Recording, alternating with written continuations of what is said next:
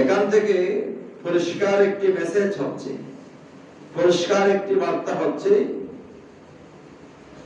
ইহুদি সম্প্রদায় যারা এখন আছে, ওদের সাথে যারা আছে, ওদেরকে যারা ভালোবাসে, ওদেরকে যারা মহব্বত করে এবং ওদের বিরুদ্ধে কিছু বলে না, ওরাও দাজ্জাল আসলে ইহুদিরা যেমন দাজ্জালের সাথে থাকবে, এখন যারা ইসরায়েলের পক্ষে আছে তারাও দাজ্জালের সাথে থাকবে। সবাই বলুন নাউজুবিল্লাহ। আর একটু পরিষ্কার করে দিই, আমাদের দেশে আহলে হাদিস একটা ফিতনা আছে, আছে না নেই? আছে। এই আহলে হাদিসের যতগুলো বক্তা আছে, ওরা কখনো ইসরায়েলের বিরুদ্ধে, সৌদি আরবের বিরুদ্ধে বলে না। সৌদি আরব যেমন ইসরায়েলের বন্ধু, ওরাও ইসরায়েলের বন্ধু। তার মানে ওরা দাজ্জালের সঙ্গে হবে। সবাই বলুন নাউজুবিল্লাহ। যারা রাসূলুল্লাহকে আত্মহত্যার তহমত দিয়েছে, গত জুমায় এই ব্যাপারে আলোচনা হয়েছে, ওরা একজন এটা উদ্রু করেছে, বলে যে রাসূলুল্লাহর শানে এরকম বলা যাবে না। তো এতদিন যে বলে ফেলছো, এতদিন যে বলে ফেলছো, আর এদের মূর্খ এমন ভক্ত আছে, ওটাকে বলা হয় পূজা। ওটাকে কি বলা হয়? পূজা। পূজা কাকে বলে? একটা অনুসরণ আর একটা পূজা। অনুসরণ কোনটা? যেটা কোরআন সুন্নাহ মোতাবেক হবে, এটা অনুসরণ। আমি যে কোনো একজনকে ভালোবাসি, মহব্বত করি, আউলিয়া কেরামকে মহব্বত করি, কতক্ষণ? যতক্ষণ ওখান থেকে আল্লাহ এবং রাসূলের পক্ষে কথা হবে, কোরআন সুন্নাহর পক্ষে হবে, ততক্ষণ অনুসরণ। এর বাইরে নয়, এটার নাম অনুসরণ। যদি এমন নিয়ত বেঁধে ফেলি আমি, উনি যা বলে এটা ভুল বলুক, শুদ্ধ বলুক, সত্য বলুক, মিথ্যা বলুক, এটা আর দরকার নেই, একটা দায়িত্ব বিহাদাল ইমাম, আমি আর লোকমা টোকমা দেব না। এভাবে নামাজের ভিতরে যেখানে লোকমা দিতে হয়, 4 রাকাতে 3 রাকাত হলে, না বসে উঠে গেলে আরেকটা ভুল হলে লোকমা দিতে হবে না? লোকমা দিতে হবে। তেমনি ভাবে যে কোনো একজনকে অনুসরণ করলে ওখানেও লোকমা দিতে হবে। মানে কি দিতে হবে? লোকমা দেওয়ার সেই সৎসাহস, সেই ঈমান আপনার কাছে থাকতে হবে। যদি না থাকে, উনি গোল্লায় গেলে আপনি গোল্লায় যাবেন, ঠিক কি না? এই বেঈমানরা রাসূলুল্লাহকে নাউযুবিল্লাহ আত্মহত্যার তহমত দিয়েছে, এটা ভাইরাল হয়েছে। আপনারা ফেসবুক, ইউটিউবে বিভিন্ন জায়গায় দেখছেন না? দেখছেন ওদের অন্ধভক্তরা, ওদের পূজারীরা বলল, আমাদের শায়েখ যা বলছে এগুলা ঠিক আছে, এখানে কোনো ভুল নাই। এক সপ্তাহ পরে যখন আবার সেটা রিপ্লাই দিল, বলে যে এটাও ঠিক আছে, তো ওটাও ঠিক, এটাও ঠিক। তার মানে এমন অনুসরণ যেটার নাম অনুসরণ নয়, যেটার নাম পূজা, এই পূজারীদের মতো ওরাও পূজা করে, তাদের শেখের পূজা করে, ভুল বললেও ভুল, শুদ্ধ বললেও শুদ্ধ। এরা কোন লোকমা দেওয়ার সেই সৎ সাহস তাদের অন্তরে নাই। আল্লাহর বিরুদ্ধে বললেও লোকমা দিতে ছাড়ে না, রাসূলের বিরুদ্ধে বললেও ছাড়ে না, সাহাবায়ে কিরামের বিরুদ্ধে বললেও লোকমা দেওয়ার সেই ঈমান তাদের অন্তরে নাই। সবাই বলুন আল্লাহ। লোকমা দেওয়ার সেই সৎ সাহস, ঈমান আপনার কাছে থাকতে হবে। ফরজ নামাজের নিয়ত করলে যেখানে লোকমা দিতে হয়, এর বাইরে আপনি বক্তব্য শুনতেছেন, আল্লাহর বিরুদ্ধে বলছে, রাসূলের বিরুদ্ধে বলছে, সাহাবায়ে কিরামের বিরুদ্ধে বলছে, আপনার লোকমা দেওয়ার সেই সৎ সাহস নাই, আপনি মুমিন হতে পারেন না।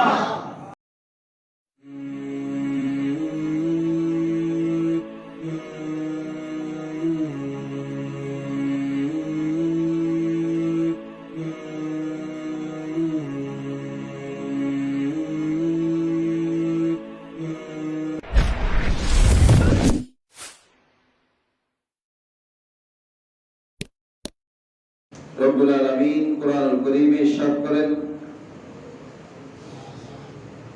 সুম্মা বা'আথনাকুম মিন বা'দি মাউতিকুম লা'আল্লাকুম তাশকুরুন।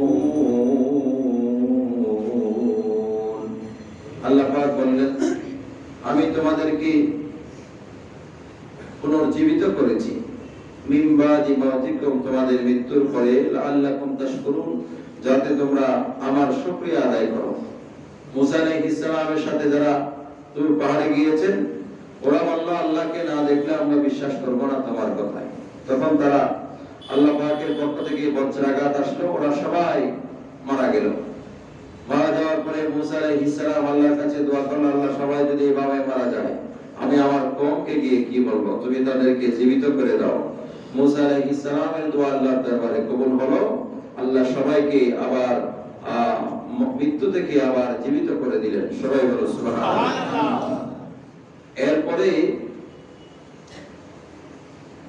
বনি ইসরাইলকে বলল, মুসা ইসলামের সঙ্গী সাথী যারা আছে ওদেরকে বলল যে তোমরা শামের দিকে বাইতুল মুকাদ্দাসের দিকে তোমরা সফর করো, সেখানে যাও। তোমরা সেখানে আমালিকা সম্প্রদায় নামে একটা সম্প্রদায় ছিল ওই সময়ে, যারা বাইতুল মুকাদ্দাসকে দখল করে রেখেছে, অপবিত্র করে রেখেছে। বর্তমান যেমন ইহুদিরা বাইতুল মুকাদ্দাসকে মাঝে মধ্যে দখল করে রাখে, মুসল্লিদেরকে নামাজ পড়তে দেয় না, অসুবিধা সৃষ্টি করে, তেমনি ভাবে যুগে যুগে আল্লাহর ঘরের উপরও বিভিন্ন সময় আক্রমণ হয়েছে। সবাই বলুন নাউজুবিল্লাহ। ওই সময় আমালিকা সম্প্রদায় নামে একটা সম্প্রদায় ছিল, ওরা বাইতুল মুকাদ্দাসকে কুক্ষিগত করে রেখেছে, ওরা বাইতুল মুকাদ্দাসকে অপবিত্র করে রেখেছে। আল্লাহ রাব্বুল আলামিন মুসা আলাইহিস সালামকে নির্দেশ দিলেন ওনার সাথীদেরকে নিয়ে সেখানে গিয়ে তাদের সাথে জিহাদ করে বাইতুল মুকাদ্দাসকে যেন তাদের হাত থেকে রক্ষা করে, বাইতুল মুকাদ্দাসকে যেন পবিত্র রাখে। এই নির্দেশনা রাব্বুল আলামিন তাদেরকে দিলেন। সামনেও একটা সময় আসবে যখন ঈসা আলাইহিস সালাম হয়তো আসবেন, তখন বাইতুল মুকাদ্দাস ইহুদিরা দখল করবে। ইহুদিদের দখল থেকে ঈসা আলাইহিস সালাম ওনার সাথে যারা থাকবেন তারা গিয়ে ইহুদিদের থেকে বাইতুল মুকাদ্দাসকে আবার রক্ষা করবে। এখান থেকে পরিষ্কার একটি মেসেজ হচ্ছে, পরিষ্কার একটি বার্তা হচ্ছে, ইহুদি সম্প্রদায় যারা এখন আছে, ওদের সাথে যারা আছে, ওদেরকে যারা ভালোবাসে, ওদেরকে যারা মহব্বত করে এবং ওদের বিরুদ্ধে কিছু বলে না, ওরাও দাজ্জাল আসলে ইহুদিরা যেমন দাজ্জালের সাথে থাকবে, এখন যারা ইসরায়েলের পক্ষে আছে তারাও দাজ্জালের সাথে থাকবে। সবাই বলুন নাউজুবিল্লাহ। খুব খেয়াল রাখবেন, দাজ্জাল আসবে কোত্থেকে? দাজ্জালের জন্ম হবে ইসরায়েলে। কোথায়? ইসরায়েলে। এখন যারা ইসলামের বড় দাবিদার বলে, ইসলামের বড় রাহবার নিজেদেরকে উপস্থাপন করে বিশ্বের মানুষের কাছে, ওরা ইসরায়েলের পক্ষে কথা বলে, ইসরায়েলের বিরুদ্ধে বলে না। ইসরায়েলিরা বাইতুল মুকাদ্দাস দখল করছে, ফিলিস্তিনের মুসলমানদের উপর নির্যাতন করছে, ওরা তার কোনো প্রতিবাদ করছে না। তার মানে ওরা ইহুদিদের পক্ষে, তাদের বন্ধু ইসরায়েলের বন্ধু যারা, তারা দাজ্জালের বন্ধু হবে। সবাই বলুন নাউজুবিল্লাহ। আর একটু পরিষ্কার করে দিই, আমাদের দেশে আহলে হাদিস একটা ফিতনা আছে, আছে না? নাই আছে। এই আহলে হাদিসের যতগুলো বক্তা আছে, ওরা কখনো ইসরায়েলের বিরুদ্ধে, সৌদি আরবের বিরুদ্ধে বলে না। সৌদি আরব যেমন ইসরায়েলের বন্ধু, ওরাও ইসরায়েলের বন্ধু। তার মানে ওরা দাজ্জালের সঙ্গী হবে। সবাই বলুন নাউজুবিল্লাহ। আমাদের ছেলে মেয়েরা, স্কুল কলেজের অনেক ছাত্ররা তাদেরকে সহি ইসলাম মনে করে। কি ইসলাম? সহি ইসলাম। এখন এদের ইসলামের আগে একটা শব্দ লাগিয়েছে, সহি ইসলাম। সহি ইসলাম, সহি, এটা সহি, এটা সহি, এটা সহি। আমরা যা বলি তা সহি, বাকিগুলো সব গায়রে সহি। ওরা ইসরায়েলের বিরুদ্ধে কোনো কথা বলে না, সৌদি আরবের বিরুদ্ধে কোনো কথা বলে না। সৌদি আরবের বিরুদ্ধে মানে সৌদি আরবের মাটি, বাতাস, খানায়ে কাবা, মদিনাতুল মুনাওয়ারার বিরুদ্ধে নয়, সৌদি আরবের শাসকদের বিরুদ্ধে। সৌদি আরবের মদিনার আবহাওয়া, মদিনার মাটি, মক্কাতুল মুকাররমার মাটি, আমাদের চোখের সুরমা, আমাদের চোখের কি সুরমা, সুরমা, ওখানের বালি কণা, ধুলা বালি, সেগুলো আমাদের চোখের সুরমা, আমাদের মাথার তাজ।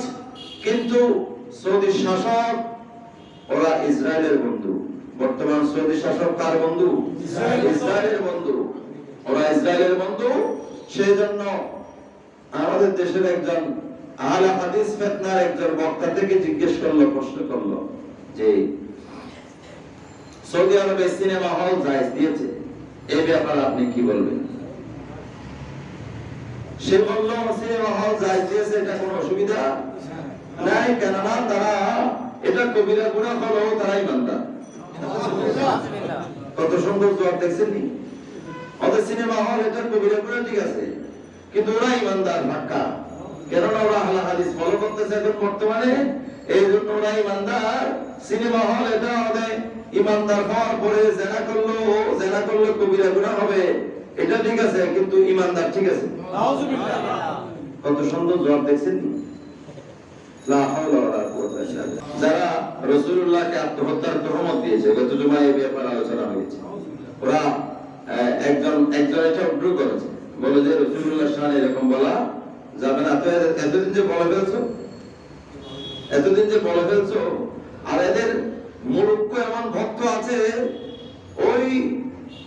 ওটাকে বলা হয় পূজা। ওটাকে কি বলা হয়? পূজা। পূজা কাকে বলে? একটা অনুসরণ আর একটা পূজা। অনুসরণ কোনটা? যেটা কোরআন সুন্নাহ মোতাবেক হবে, এটা অনুসরণ। আমি যে কোনো একজনকে ভালোবাসি, মহব্বত করি, আউলিয়া কেরামকে মহব্বত করি, কতক্ষণ? যতক্ষণ ওখান থেকে আল্লাহ এবং রাসূলের পক্ষে কথা হবে, কোরআন সুন্নাহর পক্ষে হবে, ততক্ষণ অনুসরণ। এর বাইরে নয়, এটার নাম অনুসরণ। যদি এমন নিয়ত বেঁধে ফেলি আমি, উনি যা বলে এটা ভুল বলুক, শুদ্ধ বলুক, সত্য বলুক, মিথ্যা বলুক, এটা আর দরকার নেই, একটা দায়িত্ব বিহাদাল ইমাম, আমি আর লোকমা টোকমা দেব না। আমরা এখানে নামাজ 4 রাকাতের জায়গায় 3 রাকাত করে লোকমা দিবেন না আপনারা? আল্লাহ আকবার, মুসলমানের মনটা দেব না কি হয়? এভাবে নামাজের ভিতরে যেখানে লোকমা দিতে হয়, 4 রাকাতে 3 রাকাত হলে না বসে উঠে গেলে আরেকটা পর হলে লোকমা দিতে হবে না? লোকমা দিতে হবে। তেমনি ভাবে যে কোনো একজনকে অনুসরণ করলে ওখানেও লোকমা দিতে হবে। ওখানে কি দিতে হবে? লোকমা দেওয়ার সেই সৎসাহস, সেই ঈমান আপনার কাছে থাকতে হবে। যদি না থাকে, উনি গোল্লায় গেলে আপনি গোল্লায় যাবেন, ঠিক কি না? এই বেঈমানরা রাসূলুল্লাহকে নাউযুবিল্লাহ আত্মহত্যার তহমত দিয়েছে, এটা ভাইরাল হয়েছে, আপনারা ফেসবুক, ইউটিউবে বিভিন্ন জায়গায় দেখছেন না? দেখছেন ওদের অন্ধভক্তরা, ওদের পূজারীরা বলল, আমাদের শাইখ যা বলছে এগুলা ঠিক আছে, এখানে কোনো ভুল নাই। এক সপ্তাহ পরে যখন আবার সেটার রিপ্লাই দিল, বলে যে এটাও ঠিক আছে, তো ওটাও ঠিক, এটাও ঠিক। তার মানে এমন অনুসরণ যেটার নাম অনুসরণ নয়, যেটার নাম পূজা, এই পূজারীদের মতো ওরাও পূজা করে, তাদের শেখের পূজা করে, ভুল বললেও ভুল, শুদ্ধ বললেও শুদ্ধ। এরা কোন লোকমা দেওয়ার সেই সৎসাহস তাদের অন্তরে নাই। আল্লাহর বিরুদ্ধে বললেও লোকমা দিতে ছাড়ে না, রাসূলের বিরুদ্ধে বললেও ছাড়ে না, সাহাবায়ে কিরামের বিরুদ্ধে বললেও লোকমা দেওয়ার সেই ঈমান তাদের অন্তরে নাই। সবাই বলুন আল্লাহুম্মা। লোকমা দেওয়ার সেই সৎসাহস, ঈমান আপনার কাছে থাকতে হবে। ফরজ নামাজের নিয়ত করলে যেখানে লোকমা দিতে হয়, এর বাইরে আপনি বক্তব্য শুনতেছেন, আল্লাহর বিরুদ্ধে বলছে, রাসূলের বিরুদ্ধে বলছে, সাহাবায়ে কিরামের বিরুদ্ধে বলছে, আপনার লোকমা দেওয়ার সেই সৎসাহস নাই, আপনি মুমিন হতে পারেন না। আল্লাহ হেদায়েত করুন, আমিন। আল্লাহুম্মা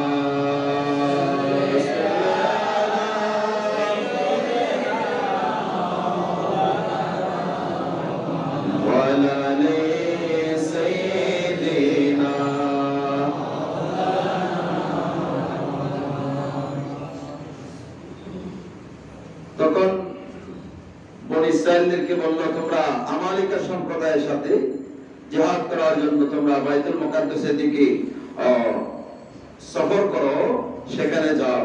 তখন ওরা বলল, সেখানে প্রখর রোদ আছে, গাছপালা নাই, কিছু নাই, খানাপিনা নাই, আমরা কিভাবে সেখানে থাকবো, কিভাবে সেখানে খাবো। আল্লাহ রাব্বুল আলামিন এরপরে বললেন বিসমিল্লাহির রহমানির রহিম وَذَلَّلْنَا عَلَيْكُمُ الْغَمَامَ وَأَنزَلْنَا عَلَيْكُمُ الْمَنَّ وَالسَّلْوَى আল্লাহ রাব্বুল আলামিন তাদেরকে মেঘমালা দিয়ে ছায়া দিলেন।